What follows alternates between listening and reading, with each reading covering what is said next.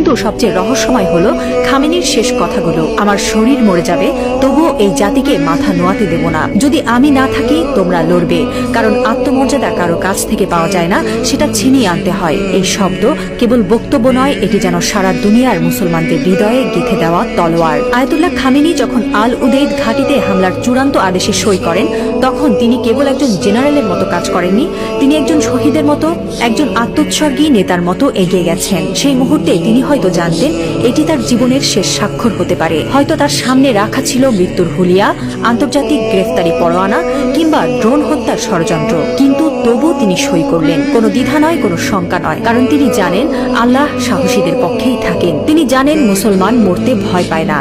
যারা আল্লাহর পক্ষে থাকেন তারা জানে মৃত্যু মানেই পরাজয় নয়, বরং আত্মত্যাগী বিজয়ের শুরু। এই একজন মানুষ এখন আর কেবল ইরানের নেতা নন, তিনি হয়ে উঠছেন সারা বিশ্বের মুসলিম উম্মার প্রতীক। একজন বিশ্বাসী, একজন অটল মুজাহিদ, একজন সাহসী পিতার মতো তিনি বলছেন, আমি থাকি বা না থাকি তোমরা লড়বে। হ্যাঁ মুসলিম উম্মাহ, তোমরা মাথা নিচু করো না। লা ইলাহা ইল্লাল্লাহ, আল্লাহ ছাড়া আর কোনো ইলাহ নেই।